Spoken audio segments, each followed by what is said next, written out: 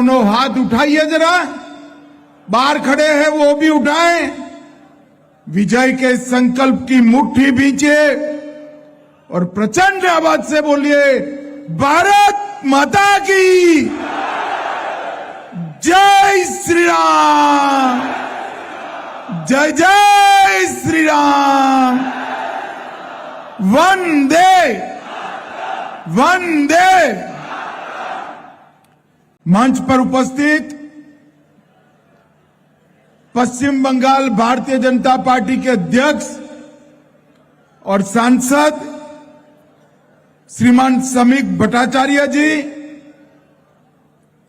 बंगाल विधानसभा में विपक्ष के नेता और लोकप्रिय जनप्रतिनिधि श्रीमान शुभेंदु अधिकारी जी, भारत सरकार के मंत्री, पश्चिम बंगाल भाजपा के पूर्व अध्यक्ष डॉक्टर सुकांतो मजूमदार जी, प्रदेश महासचिव श्री बिजन गोस्वामी जी, मेरे मित्र और देश भर के गोरखाओं के नेता श्री राजू बिष्ट जी,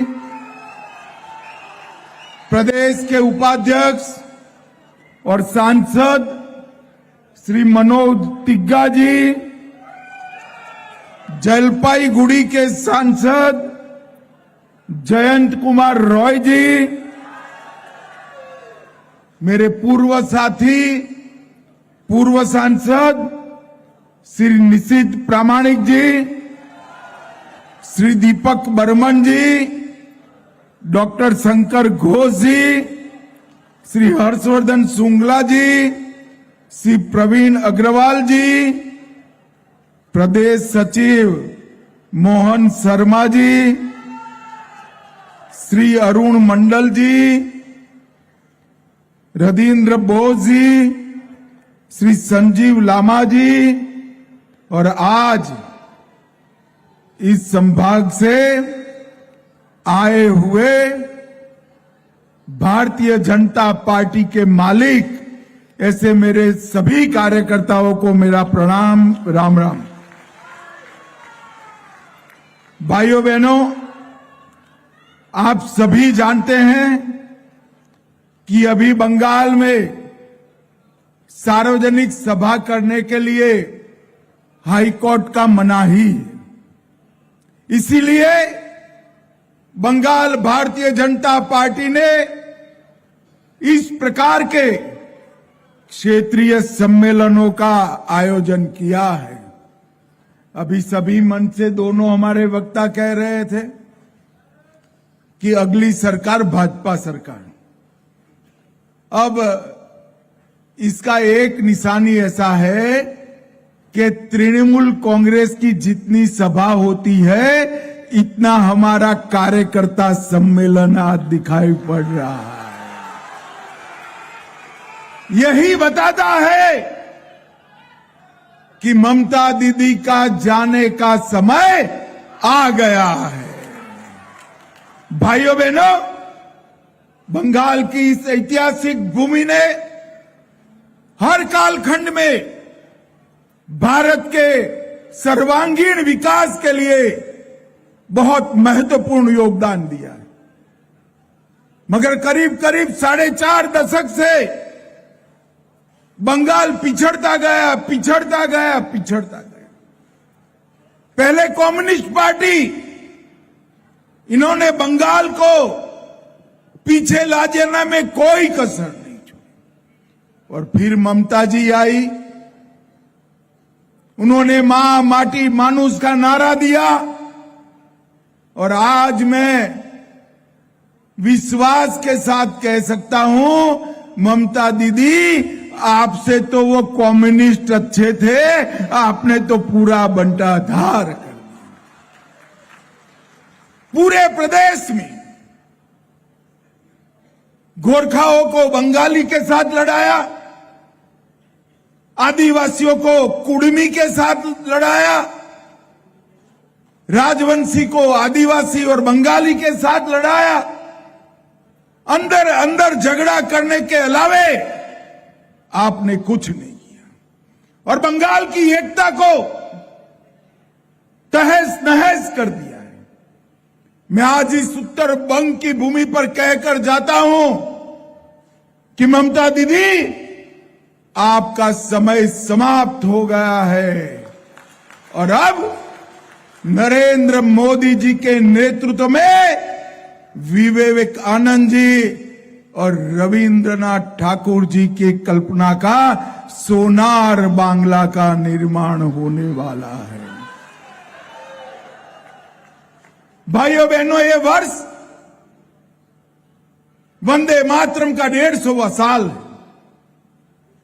वंदे मातरम के 150 साल समग्र भारत के लिए बहुत महत्वपूर्ण है कि इसी बंग भूमि से 150 साल पहले एक ऋषि पुरुष ने, एक महान आत्मा ने, श्री बंकिम चंद्र चट्टोपाध्याय जी ने वंदे मातरम की रचना की थी। वंदे मातरम ये कोई गान नहीं है, ये कोई गीत नहीं है। वंदे मातरम भारत माता की प्रशंसा में वर्णित किया हुआ एक राष्ट्र माता को भारत माता की प्रार्थना है। और जब वंदे मातरम प्रकाशित हुआ और गुरुवर रविंद्रनाथ जी ने पहली बार सार्वजनिक कार्यक्रम में इसको गाया, देखते देखते देखते कश्मीर से कन्याकुमारी और गुजरात से बंगाल तक वंदे मातरम आजादी का जयघोष बन गया। खुदीराम बोस हो, शहीद भगत सिंह हो, श्री सुखदेव जी हो या महान राजगुरु हो, हर फांसी पर चढ़ने वाले स्वतंत्रता सेनानी ने अपने मुंह से जो अंतिम शब्द का उच्चारण किया वो वंदे मातरम था। और इसी वंदे मातरम के महिमा मंडन के लिए हमारे नेता नरेंद्र मोदी जी ने देश भर में एक वर्ष तक वंदे मातरम की 150वीं वर्ष मनाने का निर्णय किया है।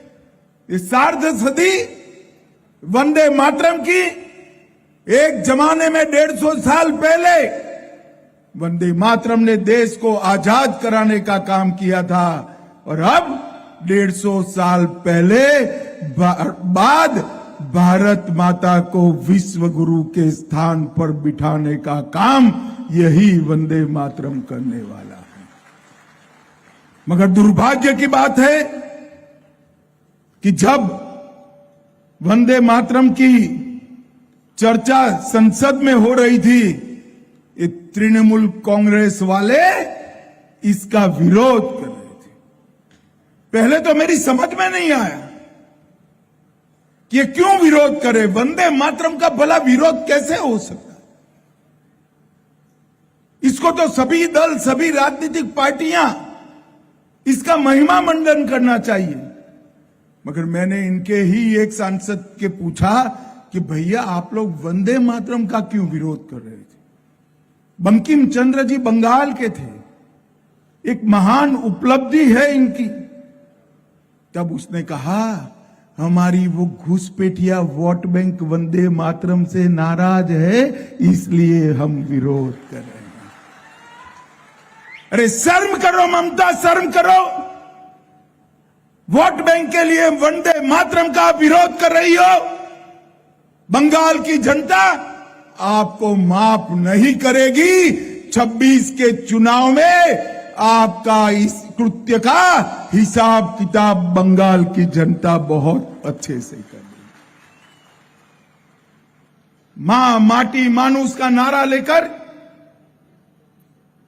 सत्ता में आई हुई ममता बनर्जी, आज मैं ममता दीदी को पूछना चाहता हूं, क्या हुआ आपके नारा का? आपके राज्य में मां असुरक्षित हो गई। बंगाल की बेटियां, माताएं इतनी असुरक्षा का कभी अनुभव नहीं करे। मुझे सारे कार्यकर्ता बताए जरा, बंगाल में बहन बेटियां सुरक्षित है क्या? जोर से बोलो, सुरक्षित है क्या? ममता दीदी, आपने मां को असुरक्षित किया है। माटी पूरी घुसपैठिए कब्जाए हुए। मुझे बताओ उत्तर बंग वालों, ये बंगाल की पवित्र माटी घुसपैठियों के कब्जे में रहनी चाहिए क्या? जोर से बोलो, रहनी चाहिए? ये ममता दीदी खाली करा सकती है? मैं बाद में बात करता हूं घुसपैठिए का। और मां माटी मानुस, और मानुस भयभीत होकर टोलबाजी से, सिंडिकेट से परेशान है। हमारे ट्राइबल सांसद को सरेआम पीटा जाता है। गोरखा भाइयों पर सैकड़ों सैकड़ों केस दर्ज कर उनके साथ चर्चा करने की जगह उनको परेशान किया जाता है। कोच राजवंशी हो, कुड़मी हो, आदिवासी हो, बिहार के बासिंदे हो, या गोरखा भाई हो या बंगाली हो, ममता दीदी, आपके राज में मानुस भी सुरक्षित नहीं है, भयभीत। मित्रों, आज मैं अपील करने आया हूं। आप मुझे बताओ, 26 के चुनाव में ममता को हटाना है या नहीं हटाना है? अरे हटाना नहीं है, तृणमूल कांग्रेस की सरकार को मूल समेत उखाड़कर फेंक देना है। पूरे बंगाल को तहस नहस कर दिए। मैं आज आपको कहकर जाता हूं, माताओं, भाइयों, बहनों, 2026 का वर्ष बंगाल के लिए परिवर्तन का वर्ष साबित होने वाला है। परिवर्तन का वर्ष। और मित्रों, मैं आपको बताता हूं कि हमने ये सब जगह कर दिखा है। 2013 में त्रिपुरा में कम्युनिस्टों की सरकार थी, हमें 0.5% वोट मिला था। 14 में मोदी जी प्रधानमंत्री बने, त्रिपुरा में भाजपा कार्यकर्ताओं ने ठान ली, और 18 में और 23 में लगातार 2/3 बहुमत से त्रिपुरा में भारतीय जनता पार्टी की सरकार। 2011 में भाजपा असम में टॉप 3 में भी नहीं थी, सिर्फ 3 एमएलए थे। 14 में मोदी जी प्रधानमंत्री बने, 16 में बीजेपी का ऐतिहासिक सफर शुरू हुआ। 16 में 86 सीटें और 21 में 79 सीटों के साथ 2 बार आसाम में सरकार बन चुकी है। और मैंने जब कहा ममता दीदी हमारी सरकार बनने वाली है, 1.5 महीने पहले ममता दीदी मेरा मखौल उड़ाती थी। मैं बताना चाहता हूं ममता दीदी, जब प्रभु श्री राम राम सेतु बनाकर लंका में प्रविष्ट किए, रावण भी हंस रहा था। मगर देखते देखते सोने की लंका ढा दी गई। भाइयों बहनों, 2016 में हमें सिर्फ 10% वोट और 3 सीटें मिली थी। 21 में यह आंकड़ा 38% वोट और 77 सीटों तक पहुंचा है। और शुभेंदु अधिकारी हमारे विपक्ष के नेता के रूप में बैठे हैं। कांग्रेस और कम्युनिस्ट 0 पर पहुंच रहे हैं, और भाजपा का वोट 4 गुना बढ़ा है। अब तो सिर्फ 38% से 46% की छलांग लगानी है। ये तो मेरा अकेला उत्तर बंग कर देगा, उत्तर बंग कर देगा। यहां 28 सीटें हैं। मैं भले उत्तर बंग में 2026 में पहली बार आया हूं, मगर मैं यहां की राजनीतिक परिस्थिति को जानता हूं। 28 में से 28 सीटें इस बार भारतीय जनता पार्टी स्वीप करने। शुभेंदु दा अभी मुझे विमान में 1-2 सीटों का तकलीफ है ऐसा कहते थे। मैंने कहा वो सीटें भी इस बार कमल फूल जीतने वाला है, आप चिंता मत करो। भाइयों और बहनों, हमारा लक्ष्य होना चाहिए सभी की सभी सीटों को एक बार स्वीप कर देना, और ये हमने कर कर बताया है। 24 के चुनाव में मोदी जी ने हैट्रिक लगाकर तीसरी बार प्रधानमंत्री बने हैं, तीसरी बार प्रधानमंत्री। ओडिशा में पहली बार बीजेपी की सरकार बनी।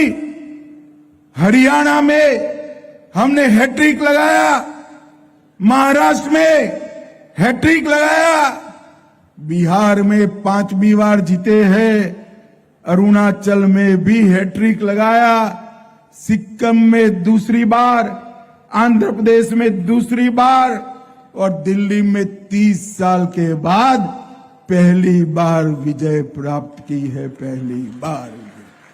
मगर मैं आज बताने आया हूं मित्रों, इस पार्टी को स्थापना करने वाला महान व्यक्ति यही बंग भूमि का सपूत था। श्यामा प्रसाद मुखर्जी ने हमारी पार्टी की स्थापना की थी। उनके आशीर्वाद से, दीनदयाल जी के बनाई हुई कार्य पद्धति के कारण आज देश भर में भाजपा और एनडीए की 21 सरकारें हैं। जरा जोर से बोलो भाई, कितनी सरकारें हैं? अरे जोर से बोलो, कितनी है?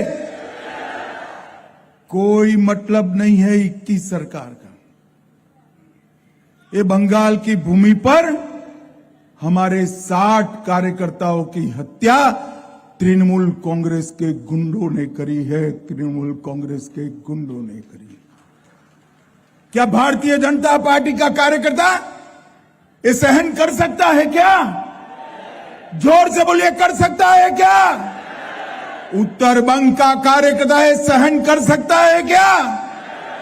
भाइयों बहनों, 21 सरकार बनाने के बाद भी देश भर के कार्यकर्ता और हमारे नेता नरेंद्र मोदी जी के दिल में सुकून नहीं है। इनके चेहरे पर तो मुस्कान उस दिन आएगी जिस दिन बंगाल में भारतीय जनता पार्टी की सरकार आएगी। और इस लक्ष्य के साथ हमें आगे बढ़ना पड़ेगा, और ये लक्ष्य हमने बंगाल की जनता के लिए लेना। बेहिसाब भ्रष्टाचार, मैं बेझिझक कह सकता हूं कि बंगाल की ममता सरकार से ज्यादा भ्रष्ट सरकार इस देश में एक भी नहीं। और ममता दीदी कहती है भ्रष्टाचार नहीं है। ममता दीदी, आपने भ्रष्टाचार को इंस्टीट्यूशनलाइज किया है, संस्थागत करने का काम किया। आपकी आंखों पर भतीजा के प्यार का मोतिया बिंब लग गया है। आपको भ्रष्टाचार नहीं दिखाई पड़ता। मैं थोड़ा बता देता हूं। कैश फॉर क्वेरी घोटाला आपके शासन में हुआ। शिक्षक भर्ती घोटाला आपके शासन में हुआ। एसएससी घोटाला आपके शासन में हुआ। नगर पालिका भर्ती घोटाला आपके शासन में हुआ। गाय तस्करी का घोटाला आपके शासन में हुआ। राशन का घोटाला आपके शासन में हुआ। मनरेगा घोटाला आपके शासन में हुआ। पीएम आवास का घोटाला आपके शासन में हुआ। 10 लाख करोड़ के घपले, घोटाले, भ्रष्टाचार आपकी सरकार कर बैठी। और आप कह रही हो कि भ्रष्टाचार नहीं है। ममता दीदी, कितने साथी आपके भ्रष्टाचार के आरोप में जेल में गए। पार्थ चैटर्जी, उनके फ्लैट पर से जो नकदी मिली, नोटें मिली, वो गिनते गिनते पूरे कलकत्ते के नोट गिनने के मशीन भी गर्म हो गए थे। पार्थ चैटर्जी जेल में गए, ज्योतिप्रिय मलिक जेल में गए, अनुव्रत मंडल जेल में गए, जीवन कृष्ण शाह, माणिक भट्टाचार्य, अजीत मैती, चंद्रनाथ सिन्हा, परेश पाल, कुंतल घोष, अराबुल इस्लाम, फिरहाद हकीम, शोभन चैटर्जी, कुणाल घोष, रजत मजमुदार, सोराब अली, ये लोग कौन है? ममता दीदी, आपके ही मंत्री, सांसद और विधायक है। आपको उनका भ्रष्टाचार नहीं दिखाई पड़ता। मैं आज उत्तर बंग की इस भूमि से ममता दीदी को एक चैलेंज देकर चाहता हूं, अगर आप भ्रष्टाचार का समर्थन नहीं करती तो ये 23 लोगों को टिकट मत देना, तो मालूम पड़ेगा कि आप भ्रष्टाचार का समर्थन नहीं करते। अरे ताली मत बजाओ उत्तर बंग वालों, ये देने वाली है। क्यों देने वाली है टिकट मालूम है? अगर इनको टिकट नहीं दिया तो वो भाईपो का नाम कह देंगे, इसलिए देने वाली है। मगर चिंता मत करो आप, बंगाल को भ्रष्टाचार मुक्त शासन मिलने वाला है। मोदी जी के नेतृत्व में 26 में यहां भारतीय जनता पार्टी की पूर्ण बहुमत की सरकार बनने वाली। ये पूरे उत्तर बंग को ममता बनर्जी ने बहुत अन्याय किया है। और मित्रों, कटमनी से तो उत्तर बंग नहीं, पूरा बंगाल परेशान है।